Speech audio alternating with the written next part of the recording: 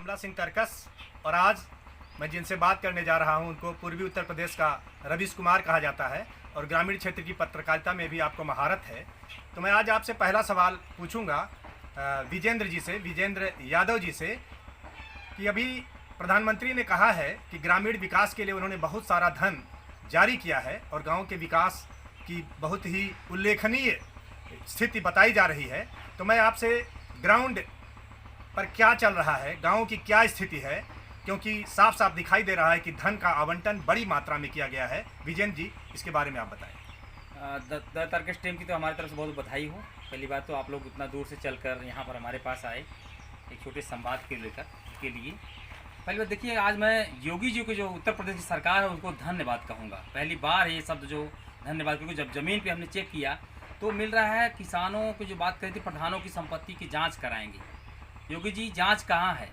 पहली बात, जांच उन्होंने नहीं कराई, डर के मारे नहीं कराई कि उनका कहीं कहीं वोट बैंक न खिसक जाए। उल्टा उन्होंने 2000 रुपये किसानों को दिए हैं। तो इस नाते डरे हुए हैं कि भाई सरकार बीजेपी किसानों का जो पैसा है या प्रधान को छेड़ेंगे तो कहीं न कहीं किसान नाराज़ हो जाएगा। ये डर, इस डर के नाते वो लोगों ने इसकी प्रधानों की जाँच नहीं कराई। लेकिन आपको बताएँ, एक एक गाँव में पता कर लीजिएगा, जो मित्रों हमारे जानकार लोग हैं, उत्तर प्रदेश के सारे लोग हैं, यूपी के, वो लोग ये बात को पता करें कि एक ग्राम पंचायत में लॉकडाउन में 30 से 35 लाख रुपए आया है। और ग्राम प्रधान करीब मैं 15 पंचायतों का सर्वे किया हूँ, कहीं से कोई काम नहीं होता। सारे के सारे सेक्रेटरी और प्रधान मिलकर ये लोग पूरे पैसे को हड़प गए हैं। आपके बताने के हिसाब से तो बहुत ही गंभीर मसला है कि इतनी बड़ी मात्रा में सरकार जो धन गांव को भेज रही है वह गांव के लोगों तक, ज़रूरतमंद लोगों तक, जिनके लिए विकास की ज़रूरत है उन तक नहीं पहुंच रही है। कभी राजीव गांधी ने कहा था, आप आज की हालत पर क्या कहेंगे? राजीव गांधी जो बात कहते कि 10 पैसा ही ज़मीन पर पहुँचता है, 1 रुपये में 10 पैसा पहुँचता, तो हकीकत में मैं कहूँ 10 पैसा नहीं, इस समय 5 पैसे भी नहीं आए। मतलब 100 रुपये में 5 रुपये उत्तर प्रदेश की जो प्रधान हैं ये लोग नहीं खर्च कर रहे हैं। ये सारा ब्यूरोक्रेस लूट ले रहा है। किसान तो बेहाल है। मोदी जी तारीफ कर रहे हैं कि किसान समृद्ध हो रहा है, हमने इतना खर्च किया, इतना, वो लोग कागज़ों पे कार्रवाई पूरी कर रहे हैं। लेकिन ये हकीकत देखा जाए तो मैं बताऊं दरकश की टीम को कि ये हकीकत नगर ख़त्म है, पूरी तरह से कुछ भी नहीं है, ये एक बस लूट है, उत्तर प्रदेश की लूट है। योगी सरकार को ध्यान देना पड़ेगा इस पर, तब जाके उनका जो नारा था एक ना भ्रष्टाचार की बात करते हैं ना सबकी बार बीजेपी की सरकार, तब भ्रष्टाचार खत्म होगा, नहीं तो नहीं खत्म होगा। विजय जी, हजारों की संख्या में नौजवान उतर पड़े थे और बड़ी जोर जोर से नारे लगाते थे कि हम भी चौकीदार हैं। तो चौकीदार गांवों में भी तो होंगे, तो आखिर फिर उनकी चौकीदारी का क्या रिजल्ट निकल रहा है? क्या ये सत्तारूढ़ दल अपने चौकीदारों को किस तरह से ट्रीट कर रही है, कैसे इस्तेमाल कर रही है कि इस तरह की जो आप बता रहे हैं इतनी बड़ी धांधली कैसे हो पा रही है? देखिए, चौकीदार एक शब्द तो नारा था, ये जनता को प्रभावित करने का तरीका है। चौकीदार बना दें, चाय वाला बना दें, प्रधानमंत्री मनमोहन को चुप्पा बना दें, राहुल गांधी को पप्पू बना दें, या अखिलेश को कुछ उनकी जात पे ले लें, योगी जी को बाबा बना दें, उनको या गंजेड़ी बोल देते हैं लोग, या हम तो अर्नव गोस्वामी नहीं हैं, हमारे मुँह से गलत शब्द नहीं निकल सकता। तो ये बातें हैं, ये लोग हैं, अपना प्रचार करने का माध्यम है, किस तरह से प्रचार किया जाए जिसपे जनता ताली बजाए और हंसे और उसको मखौल उड़ाए। तो ये सब उसी तरह का शब्द है चौकीदार। आपने अचानक अर्णव गोस्वामी का नाम ले लिया। मैं कहीं बात कर रहा था तो कुछ लोगों ने कहा कि अगर गंभीर बात हो तो वहाँ अर्णव जैसे लोगों का नाम नहीं लिया जाना चाहिए। क्या कहना चाहेंगे आप अर्णव गोस्वामी की पत्रकारिता को, ये क्या है? वही तो शब्द हमने कहा, हमने रोका अपनी जुबान को, अपने मन को रोका कि भाई हमें जो बाबा जो उत्तर प्रदेश के मुख्यमंत्री हैं इनको अगर हम कोई लोग कहते चीलम वाले बाबा, गंजेड़ी बाबा, लोग जनता कहती है, लेकिन हम ये शब्द को क्यों उपयोग करें? अर्णव गोस्वामी तो कहते थे ये बात को लेकर, तो हमारे उनके में फ़र्क कहाँ बचा? कि एक पत्रकारिता, हिंदी पत्रकारिता करने वाला व्यक्ति जो इतना बड़ा एक चैनल खोल के बैठा हुआ है, करोड़ों नहीं अरबों का घोटाला कर रहा है। पहली बात तो उसने टीआरपी की जो चोरी करवा रहे थे, तो जो टीआरपी है ये जनता का भरोसा है, उसी से चैनलों का आंकड़ा होता है।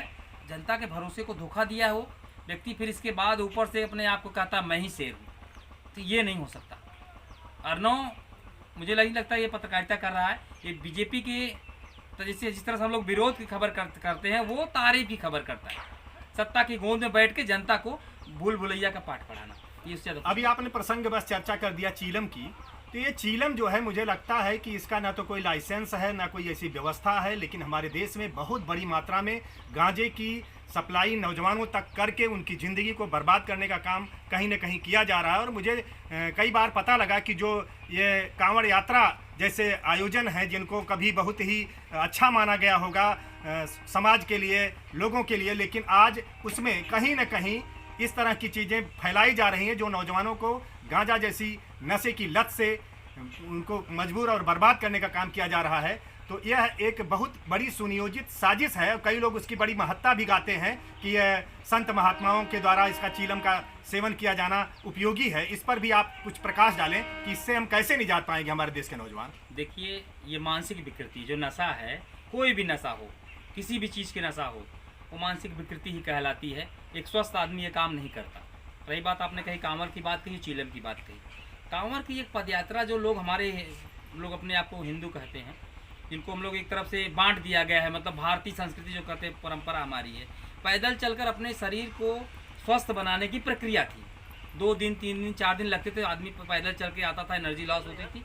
तो ये प्रक्रिया थी, वो स्वस्थ होने का तरीका था, जीने की एक कला थी। वो उस कला को ये लोगों ने फिर अफीम थमा दिया, गांजा थमा दिया, चरस थमा दिया, तो दे दिया लोग युवाओं के हाथ में। पहले बुजुर्ग लोग जाते थे, पहले आपको पता होगा कि पहले लोग पैदल गंगा सागर तक जाते थे, गया तक जाते थे। क्यों? क्योंकि उनके शरीर की जो चौथेपन की शरीर होती है, कमज़ोर होती है, वो लोग मजबूत होने के लिए, ताकि पैदल आएंगे जाएंगे 4-6 महीने 2 महीने लगेंगे, तो उनका मन फ्रेश हो जाएगा और वो अपने मुक्ति की बात करेंगे। मतलब उनका मन शांत होना ही मुक्ति है, मुक्ति को कर लिया। लेकिन उनका कहीं उल्टा हो गया है, उतना नहीं हो रहा है।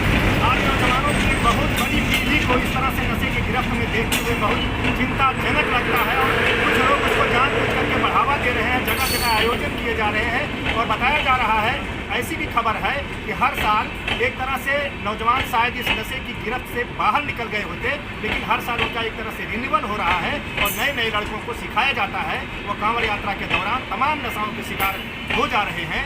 यह एक चिंताजनक बात है और इससे मैं समझता हूँ कि देश और समाज के लिए, शासन के लिए, सरकार के लिए भलाई नहीं है और आप भी इस बात से सहमत होंगे। कैसे इससे निजात पाया जाए, एक बड़ी त्रासदी और चुनौती बनकर के हमारे सामने खड़ी है। देखिए, आप कह रहे हैं कि नशा की बात, जो यूपी मतलब देश भर के युवा हैं, ये नशाखोरी तरफ क्यों बढ़े हैं?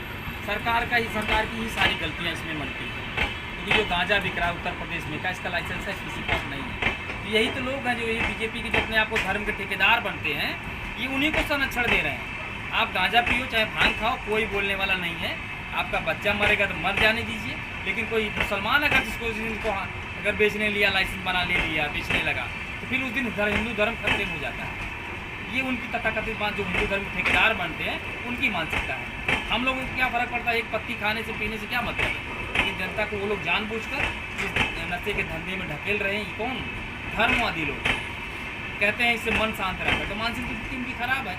न धर्म को ही पता है उनको, न मुक्ति का पता है, न बोध पता है, कुछ नहीं। मन खाली रंग लगा, वो कहावत है, मन ना रंगाए रंगाए जोगी कपड़ा। ये वही लोग हैं, मन तो रंगा नहीं इनका है, बस अपना कपड़ा रंगा के अपना लूट रहे मजे देश को। एक बात समझ में आती है कि जिनको हमारे समाज में भारतीय संस्कृति में मुख्य रूप से माना गया कि सीलवान होना चाहिए, तो सभी सीलों को भंग करने को कहीं न कहीं धर्म से जोड़ दिया गया है। यह तो बड़ी भयानक बात है। इसको धर्म कहा जा सकता है, जहाँ सारे सीलों को भंग करना ही धर्म से जोड़ दिया गया? ये तो महान अधर्म मुझे लगता है। आप क्या कहेंगे?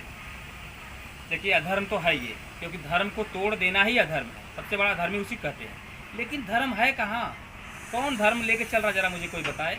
मैं भी मरने को तैयार हूँ, मुझे कोई मुक्ति स्वर्ग का रास्ता बता दे। मैं खोज रहा हूँ, कोई मिले, कोई बताए तो। लेकिन समय ना गंवाए मेरा, कि पूरी ज़िंदगी बिता लो, तब पता चलेगा। जब पैर चलने लायक नहीं रहे, तब पता चलेगा स्वर्ग का रास्ता कौन सा है। तो क्या अगर कोई स्वर्ग होता तो ये धर्म के ठेकेदार उस पर छापा मार के कब्जा नहीं कर लेते? आपके लिए छोड़ेंगे, आपके लिए जगह? बिल्कुल बिल्कुल। ये जो लोग धर्म के ठेकेदार बनते हैं, ये अब तक वहाँ पर जो स्वर्गीय लिखते हैं, जो मरने के बाद जो आदमी पागल होता है, उसको उसके पीछे स्वर्गीय लगाते हैं। क्यों लगाते हैं भाई? पहले तो यहाँ जब मृत लोक में रहेगा वो, उसको पागल घोषित करते हैं। मर गया तो उसको फलाने स्वर्गीय थे। ये तर्क तो कैसा है? माने इससे तो लगता है कि मरने के बाद कोई भी नरक में नहीं जाता, सबका सब स्वर्ग में ही जाते हैं। 100% वहाँ 100% आरक्षण। ये आरक्षण तो बड़ा बेहतरीन आरक्षण है। जैसे उन लोगों को कमाने खाने का आरक्षण है कुछ लोगों को, कि हर काम में वो पूज्य होंगे, प्रथम पूज्य होंगे, उनको प्राथमिकता रहेगी। उसी तरह से सबको स्वर्ग दे रहे हैं, लुटा दे रहे हैं। लगता है कि बिल्कुल उनके हाथ में ये अधिकार है। वही तो हम कह रहे हैं, मैं भी मरने को तैयार, मुझे स्वर्ग का रास्ता बता दे। लेकिन इसी वक्त कोई बता दे। देश भर के बहुत सारे महान संत होंगे, जो लोग देखते होंगे इसको, मैं चैलेंज करता, कोई स्वर्ग का रास्ता तो बताए।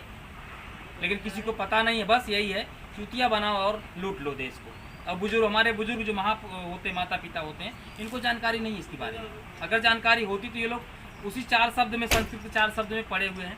अगर कहते हैं सनातन है, सनातन तो पाली भाषा थी देश की, उसको क्यों खत्म किया? संस्कृत कहाँ से पैदा हुई जरा बता दे मुझे कोई तो। कितनी 100 साल पुरानी संस्कृति है ये? उसी के ये कहेंगे सनातन है, बहुत पुरानी है, हमारी संस्कृत है। संस्कृत मतलब सभ्यता होती है, जीवन शैली होती है, उसका मतलब है जीवन शैली से संस्कृत शब्द जुड़ा हुआ था। लेकिन ये लोगों ने एक भाषा बना के इसको बिगाड़ डाला, पूरी तरह से एकदम क्षेत्र विकसित कर डाला है। देखिए, बातचीत में चर्चा राजनीति से चल के समाज पर आई, समाज से चल के धर्म के पाखंड पर आई, और तमाम ऐसे सवाल आपने खड़े किए हैं जिनका उत्तर एक बातचीत में नहीं दिया जा सकता। ये सिलसिला चलता रहेगा, सवाल उठते रहेंगे और जवाब भी हम खोजते रहेंगे। द तर्कस की ओर से मैं तर्कस, और आपको बहुत बहुत धन्यवाद हमें समय देने के लिए, बात करने के लिए।